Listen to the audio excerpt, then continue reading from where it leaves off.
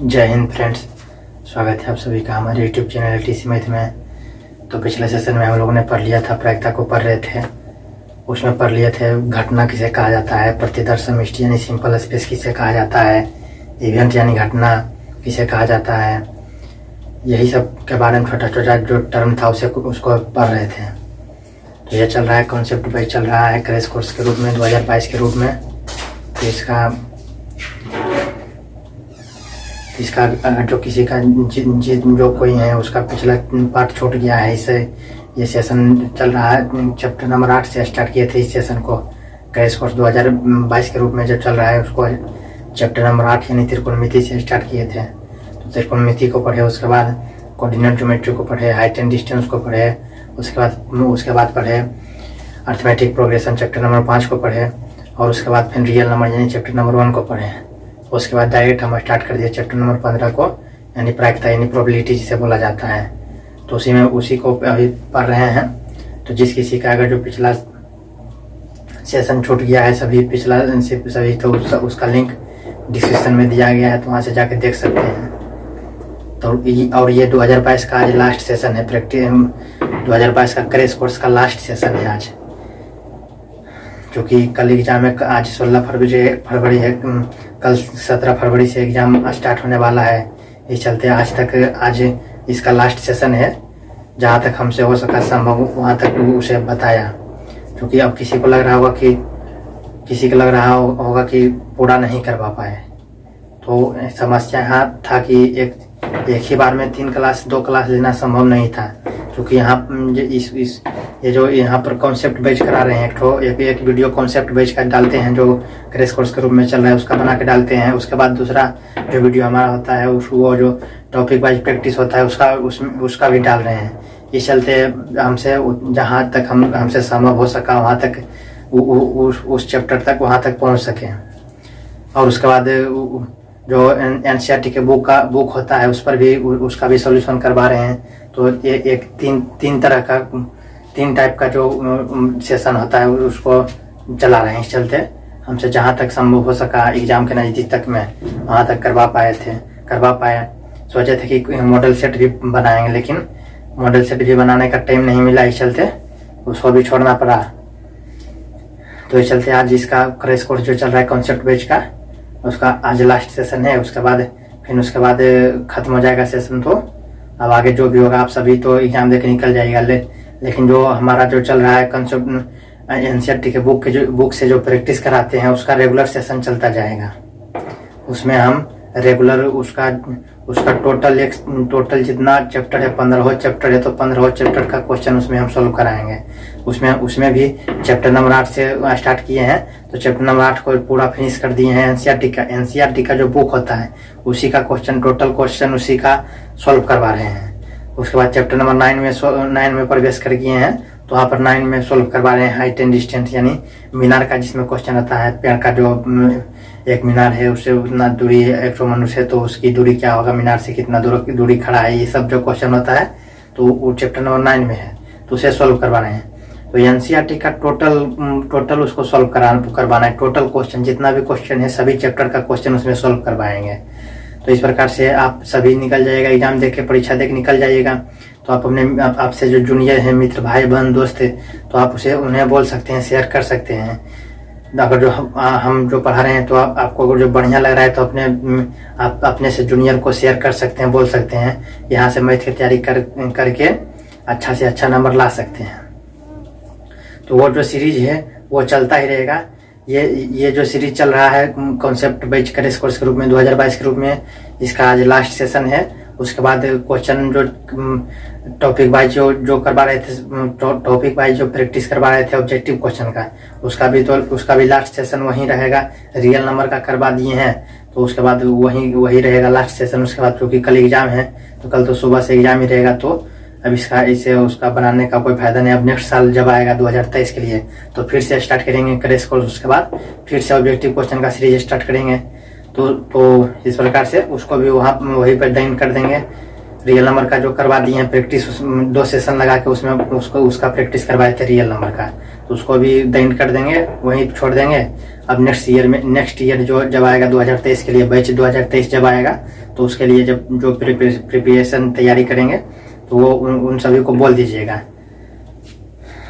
तो इस बार तो बहुत नज़दीक था, इस चलते बहुत नज़दीक आने के बाद स्टार्ट किए थे, इस चलते उसको ज़्यादा नहीं करवा सके। लेकिन अब जो आएगा 2023 वाला जो बैच आएगा उसमें फुल 2023, तो आपसे जो जूनियर रहेंगे तो उन्हें आप सजेशन दे सकते हैं उसमें 2023 के लिए उसमें और पहले से ही स्टार्ट करेंगे, 4 से 5 महीना पहले स्टार्ट करेंगे। इसमें तो 1 से 1.5 महीना 2 महीना पहले स्टार्ट किए, इस चलते जहाँ तक हमसे संभव हो सका वहाँ तक इसे पहुँचे। लेकिन नेक्स्ट बैच जो 2023 के लिए उसमें और पहले से ही स्टार्ट करेंगे, और पूरा से पूरा जहाँ तक होगा कॉन्सेप्ट बैच क्रैश पर चलाएंगे, तो उसको भी अच्छा से अच्छा जहाँ तक कोशिश करेंगे कि पूरा चैप्टर को खत्म कर दें। उसके बाद प्रैक्टिस भी जो करवाएंगे ऑब्जेक्टिव क्वेश्चन का, तो उसको भी खत्म कर देने की कोशिश करेंगे।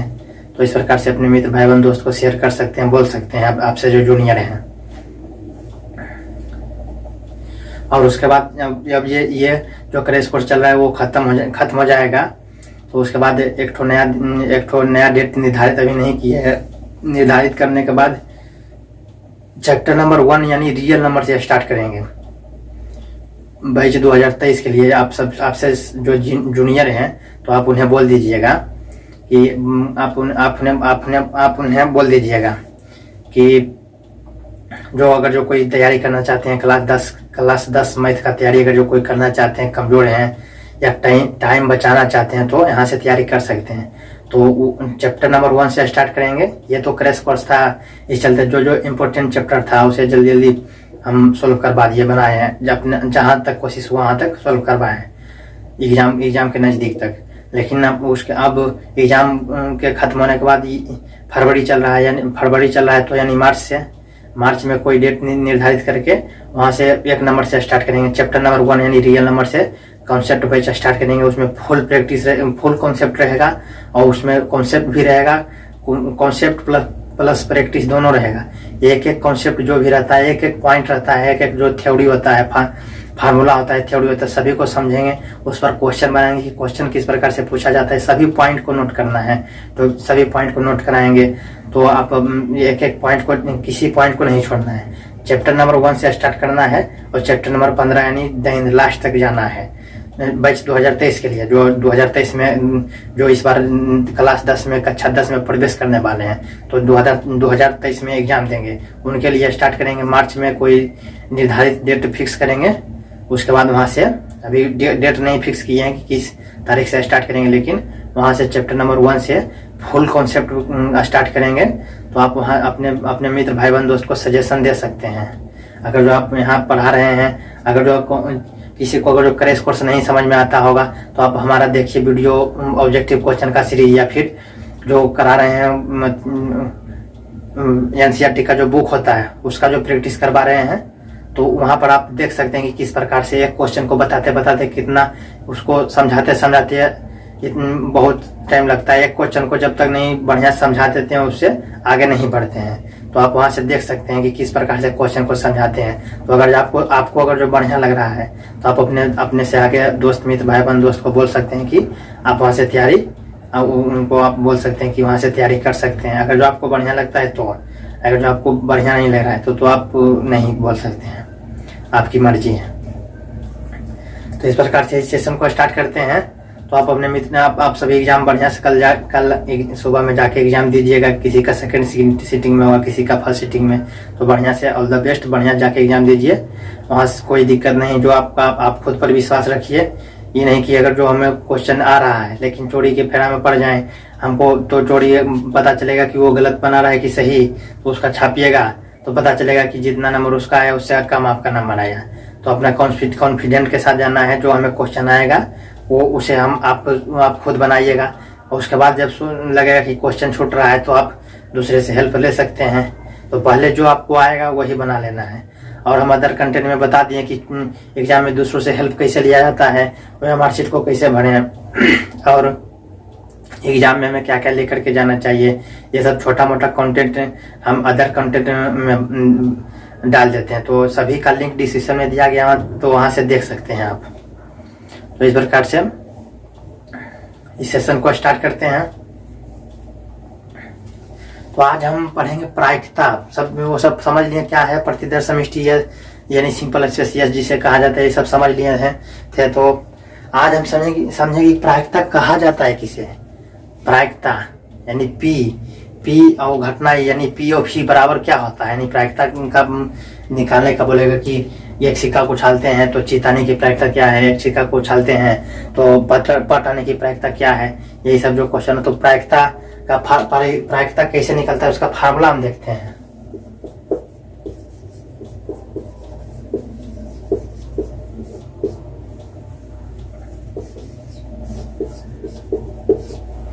प्रायिकता P यानी कि किसी घटना ई के सैद्धांतिक प्रायिकता P निम्नलिखित रूप में प्रमाणित किया जाता है। किसी घटना यानी इवेंट को तो इसे स्मॉल में ई से सूचित किया जाता है, घटना को ई से सूचित किया जाता है। नहीं, घटना को इंग्लिश में इवेंट बोला जाता है, इस चलते EVENTS इवेंट्स यानी कि उसका पहला अक्षर ई से है, तो इस चलते इसे ई से सूचित किया जाता है। प्रायिकता यानी पी से, चूंकि प्रोबेबिलिटी होता है प्रायिकता यानी पहला अक्षर क्या है पी, तो पी से सूचित किया जाता है प्रायिकता को। तो घटना ई के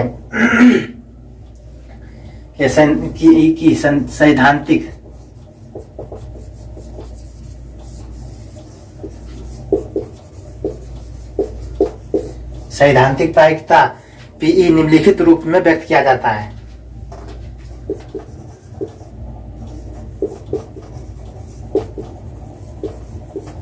निम्नलिखित रूप प्रायिकता पीई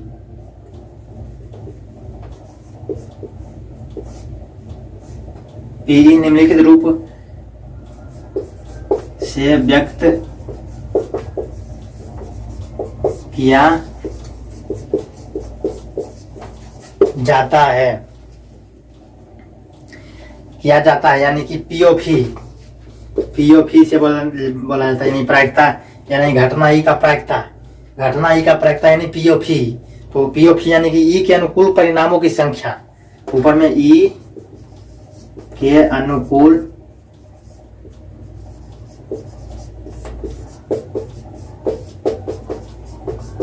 परिणामों की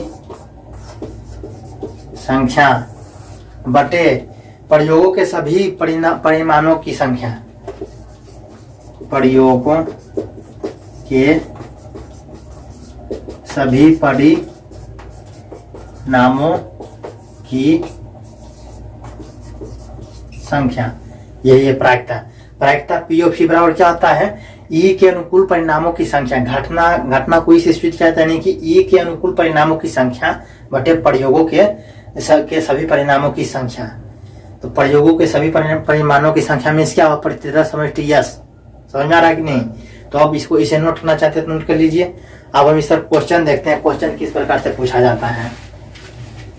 अब जैसे क्वेश्चन यहीं पर देखते हैं। क्वेश्चन क्या आ गया, क्वेश्चन कि एक सिक्का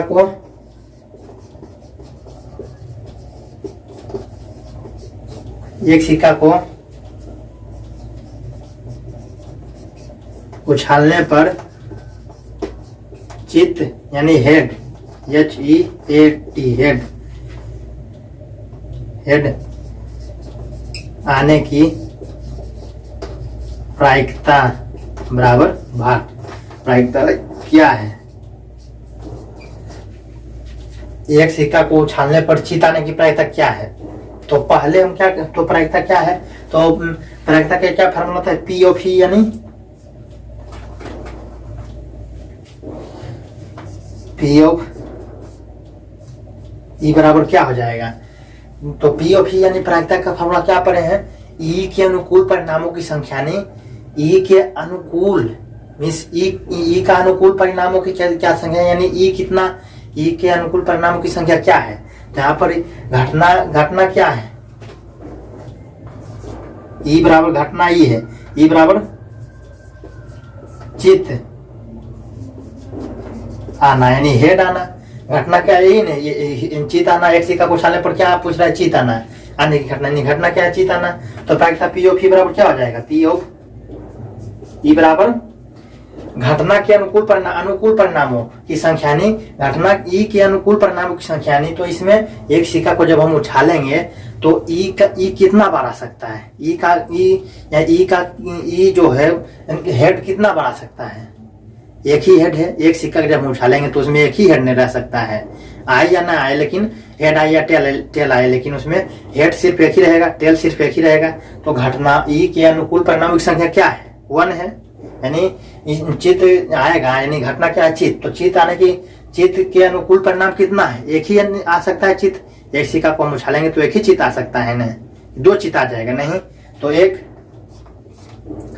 और उसके बाद प्रयोगों के सभी परिणामों की संख्या, सभी परिणामों यानी कि टोटल परिणाम कितना हो सकता है जब हम सिक्का को उछालेंगे, या फिर हेड आ जाए या फिर टेल आ जाए, 2 परिणाम आ सकता है कि नहीं, इससे ज्यादा भी आ सकता है।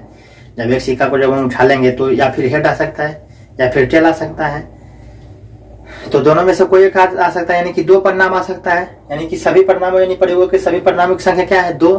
तो 2, बस 1/2 को यही आंसर आ गया, हो गया प्रायिकता। अब इसी क्वेश्चन में था एक सिक्का को उछालने पर चित के जगह पर रहता पट आने की प्रायिकता, तो भी वही आंसर आता। पट भी आने की, यानी घटना ही के अनुकूल पट भी तो एक ही रहेगा, एक सिक्का में तो एक होगा। और उसके बाद टोटल एक सिक्का को उछालने पर उसका कितना परिणाम होगा, या फिर हेड आ गया या फिर टेल, यानी 2। तो उसका चित के जगह पर पट रहेगा, यानी टेल रहेगा। तो टेल के जगह पर भी यही आंसर रहेगा, 1/2 यानी हाफ। तो इस प्रकार से इसे नोट करना चाहते हैं तो नोट कर लीजिए।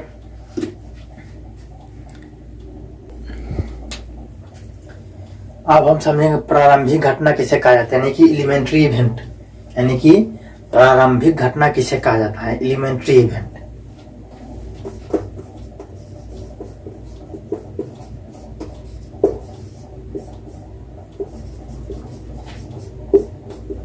प्रारंभिक घटना यानी कि इंग्लिश में से एलिमेंट्री इवेंट बोला जाता है। तो प्रारंभिक घटना किसे कहा जाता है, किसी प्रयोग की वह घटना जिसका केवल एक ही परिणाम हो, तो उसे प्रारंभिक घटना कहा जाता है। परिणाम हो तो इसे लिखते हैं, इसका किसी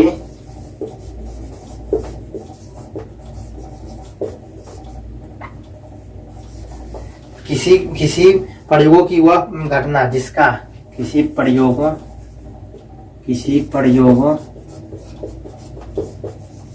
की वह घटना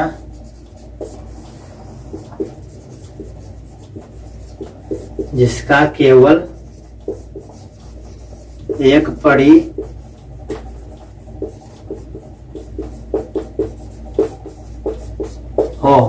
जिसका केवल एक ही परिणाम हो, कौमा प्रारंभिक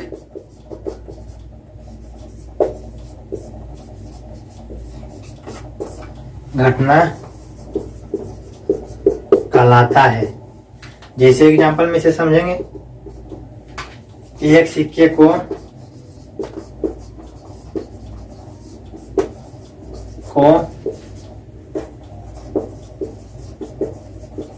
उछालने पर चित यानी हेड या पट, हेड या टेल आने की घटना। प्रारंभिक घटना किसे कहा जाता है, यानी कि किसी प्रयोगों की वह घटना जिसका केवल एक ही परिमाण हो, प्रारंभिक घटना कहलाता है। जैसे कि एक सिक्कों को उछालने पर चित या पट आने की घटना क्या है, प्रारंभिक घटना है। तो उसमें जिसका, जैसे एक सिक्का को हम उछालेंगे तो एक ही परिणाम में आएगा, या फिर चित आएगा या फिर पट आएगा, तो वही बोला केवल एक ही परिणाम हो। तो इसे नोट करना चाहते हैं तो नोट कर लीजिए। अब हम समझते हैं 4 पॉइंट, किसी प्रयोगों की सभी प्रारंभिक, किसी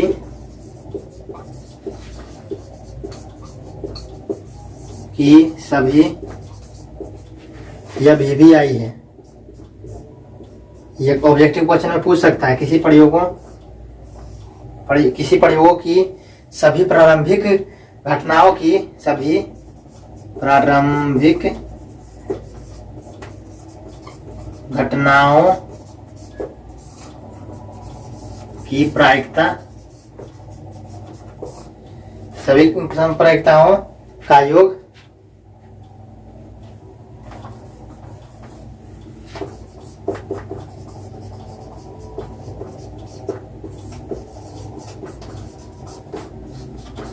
एक होता है।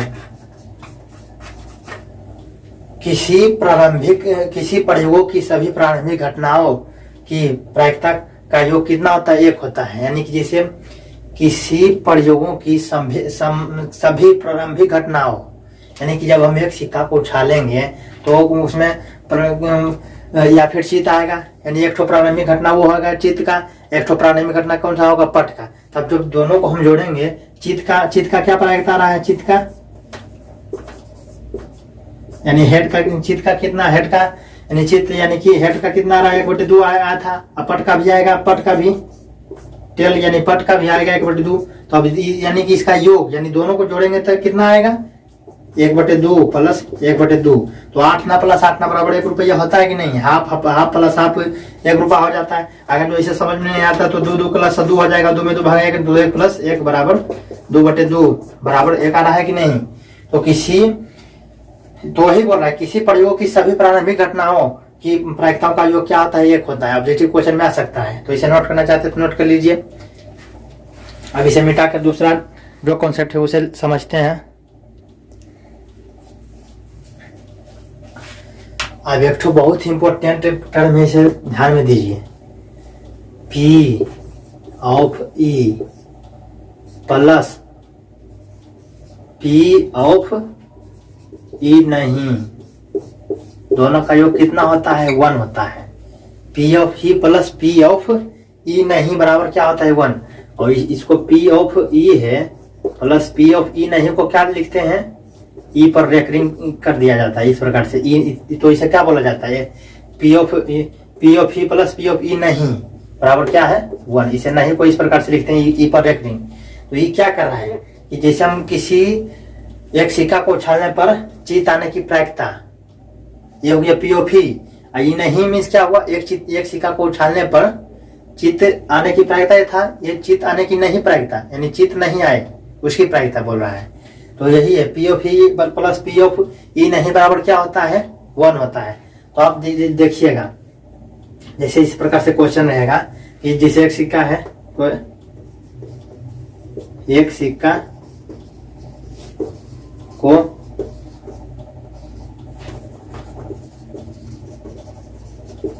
उछालने पर चित्त आने की प्रायिकता तथा चित्त नहीं आने की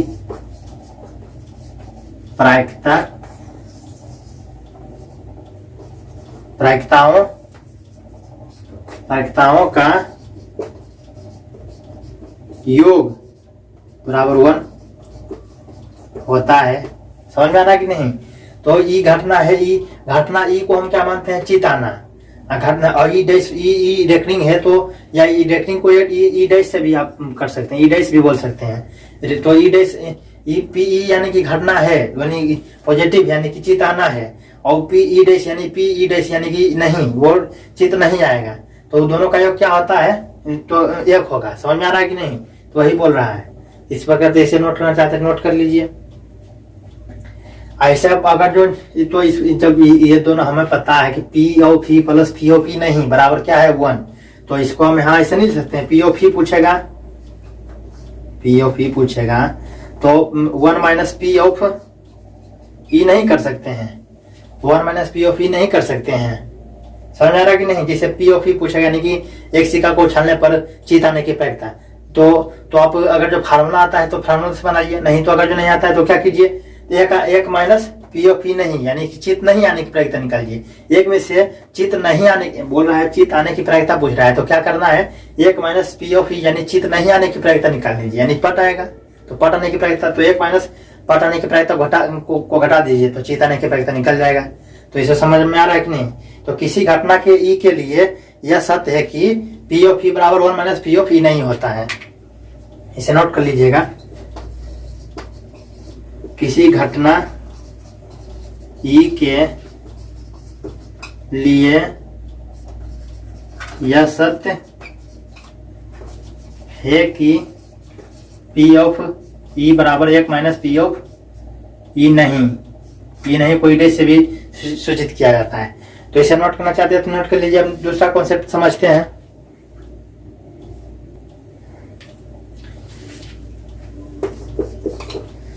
अब एक आता है असंभव घटना। असंभव घटना किसे कहा जाता है, यानी इम्पॉसिबल इवेंट यानी घटना किसे कहा जाता है। तो असंभव घटना यानी कि वह घटना जिसका घटित होना संभव ही नहीं हो, तो उसे असंभव घटना कहा जाता है।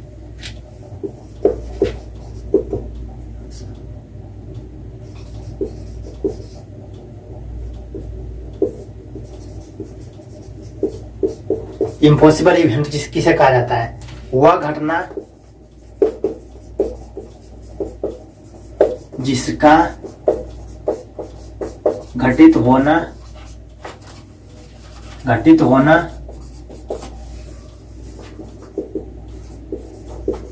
संभव ही ना हो, असंभव घटना कहलाता है। वह घटना जिसका घटित होना संभव ही ना हो, जैसे कि क्या एग्जाम्पल में समझते हैं। जैसे एक पासा को उछालने पर नाव आने की प्रायिकता, ये क्या है, संभव घटना है कि नहीं। जब हम एक ठो पासा को उछालेंगे तो उसमें क्या आ सकता है, संभव, या फिर एक आ जाए, 1 से 6 तक आ सकता है। जब पासा आप लूडो खेलते हैं तो उसमें पासा में 1 2 3 4 5 6 1 2 3 4 5 6 ही तक आ सकता है। मैक्सिमम आपको 6 ला सकते हैं, मिनिमम आप 1 ला सकते हैं, 0 भी ला सकते हैं, 0 भी नहीं ला सकते हैं। 1 मिनिमम कम से कम 1 ला सकते हैं, या ज्यादा लगेगा तो छक्का आ जाए, 6 आ जाए। तो उसके बाद अब यहाँ पर बोला 9 आने की, तो क्या ये कभी आ सकता है। जब हम एक पासा को जब हम उसे करेंगे, जब एक पासा उछालेंगे तो 9 आ सकता है, एक पासा को नहीं। अब बोलेगा दो पासा को उछालने पर तो भले हो सकता है दोनों का योग 9 हो सकता है, एक ठो में 3 रहे, एक ठो में 3 रहे, या फिर एक ठो में छोड़े, एक ठो में 3 रहे, तो 9 आ सकता है। लेकिन यहाँ पर बोल रहा है एक पासा उछालने पर तो 9 आ सकता है, नहीं आएगा। तो ये क्या है, असंभव घटना प्रायिकता, जिसका घटित होना ही असंभव है, यानी संभव नहीं हो, यानी असंभव, यानी उसे असंभव घटना कहा जाता है। तो इसे नोट करना चाहते हैं तो नोट कर लीजिए। उसके बाद एक तो महा VVI पॉइंट है, ऑब्जेक्टिव क्वेश्चन हो सकता है, पूछ दे या असंभव घटनाओं की प्रायिकता क्या होती है, 0।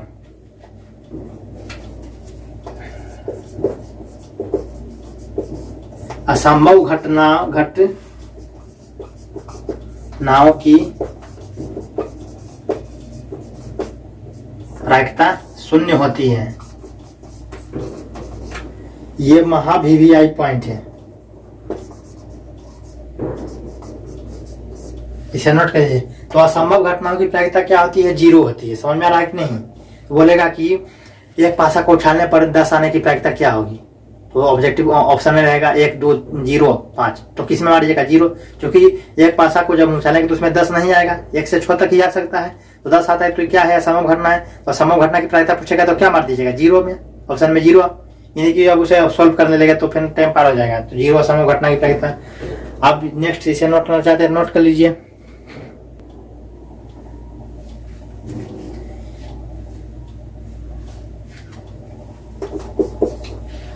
अब आता है निश्चित घटना। निश्चित असंभव घटना को समझ लिए, अब हम समझते हैं निश्चित घटना किसे कहा जाता है। निश्चित घटना, असंभव को निश्चित भी बोल सकते हैं, असंभव घटना को निश्चित घटना भी बोल सकते हैं। तो असंभव यानी निश्चित भी समझ सकते हैं उसे। अब हम समझेंगे किसे, निश्चित घटना। निश्चित घटना यानी पॉसिबल इवेंट जिसे बोला जाता है, यानी श्योर इवेंट, यानी पॉसिबल इवेंट क्यों भी बोल सकते हैं। पॉसिबल यानी निश्चित, या श्योर इवेंट, या निर्धारित इवेंट भी, निश्चित यानी कि निर्धारित भी इसे बोला जा सकता है। निर्धारित इवेंट यानी घटना। तो वह घटना जिसका घटित होना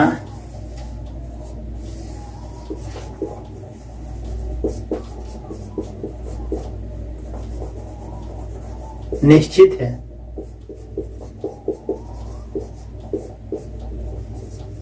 कॉमन निश्चित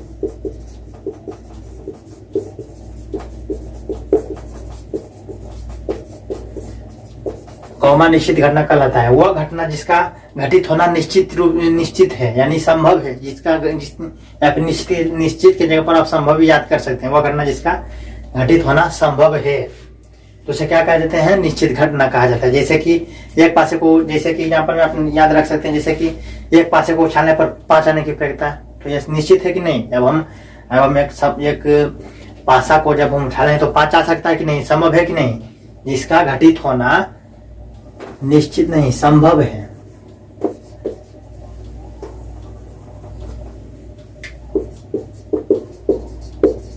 संभव है तो उसे निश्चित घटना कहा जाता है। जैसे कि यहाँ पर में आप नोट कर सकते हैं, को उछालने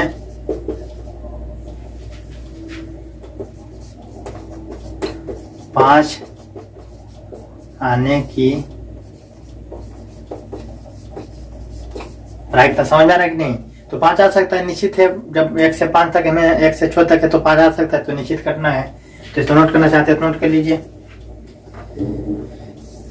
अब एक और बहुत ही इंपॉर्टेंट है, VVI है, इसे नोट कर लीजिएगा, याद रखिएगा। किसी घटना P के लिए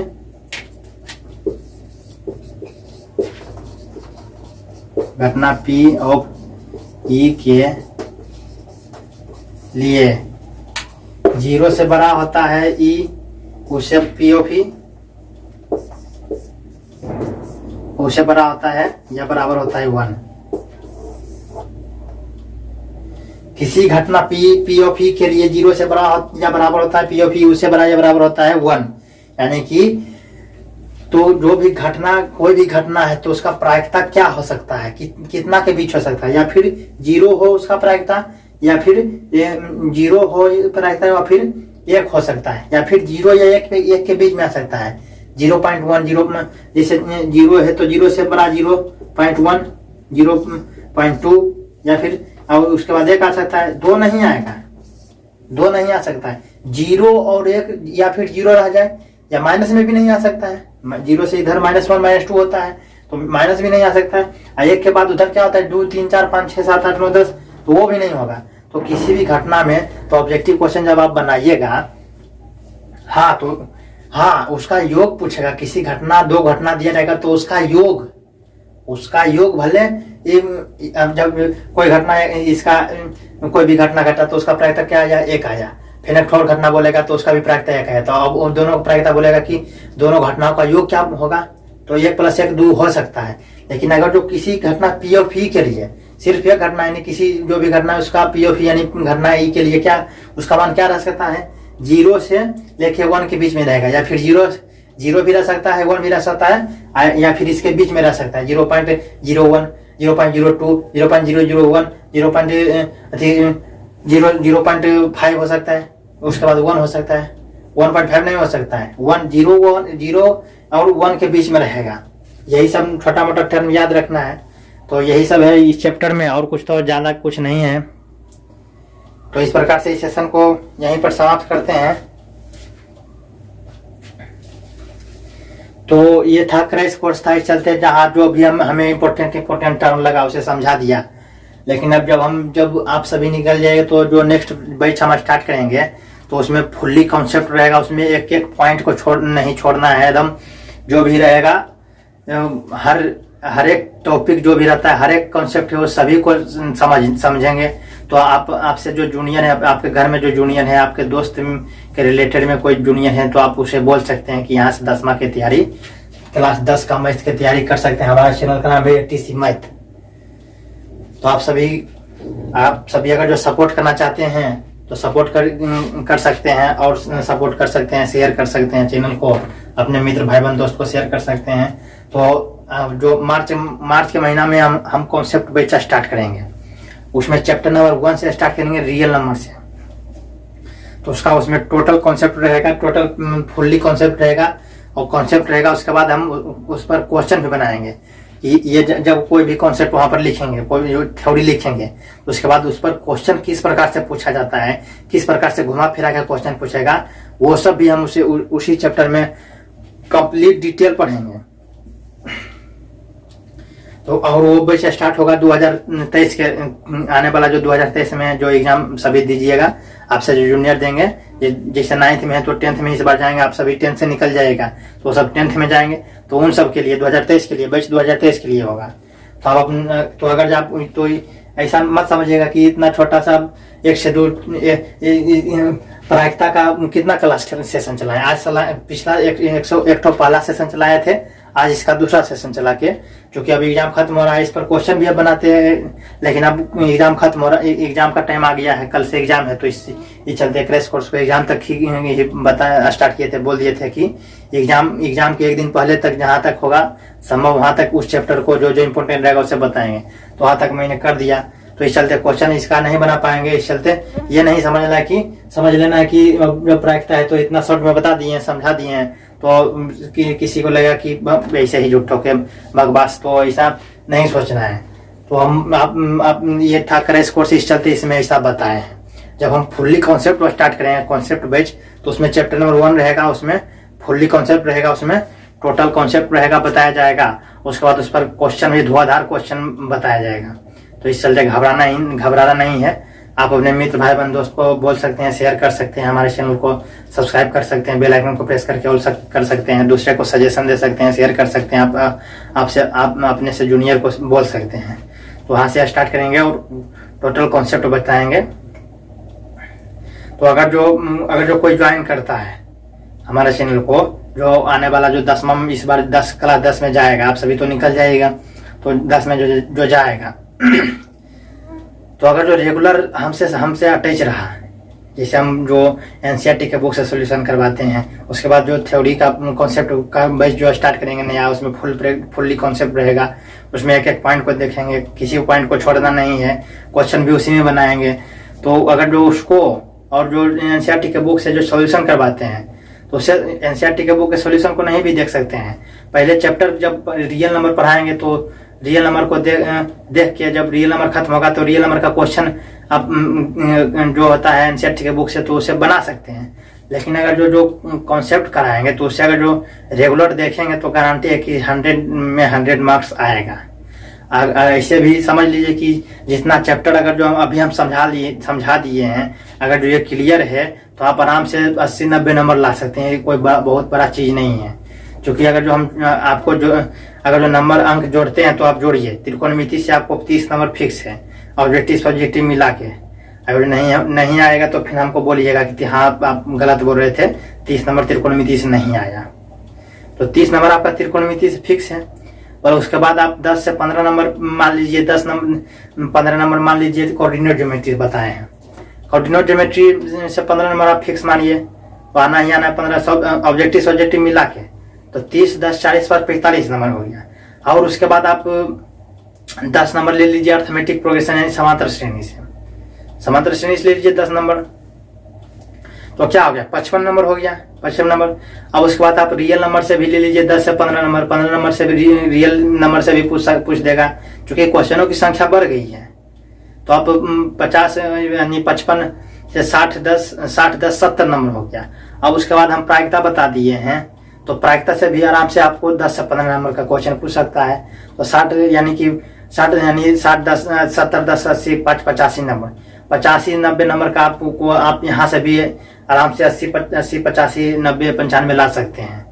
तो ऐसा बात नहीं है कि 5 से 6 चैप्टर बताए तो कम नंबर आएगा।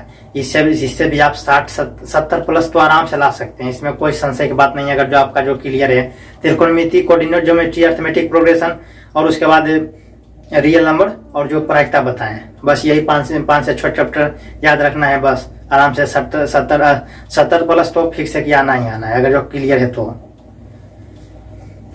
तो इस प्रकार से इस सेशन को समाप्त करते हैं। तो वीडियो अच्छा लगा हो तो लाइक करें, कल जाके आप सभी एग्जाम दीजिए। Best of luck, good luck. तो इस प्रकार को इस सेशन को समाप्त करते हैं। तो वीडियो अच्छा लगा तो लाइक करें, हमारे चैनल को सब्सक्राइब करें। हमारे चैनल का नाम है टी स्मिथ, और बेल आइकन को प्रेस कर लीजिएगा ताकि अब इसका जो नेक्स्ट पार्ट हो तो आपके पास नोटिफिकेशन चला जाए। तो इस प्रकार से इस सेशन को समाप्त करते हैं। जय हिंद।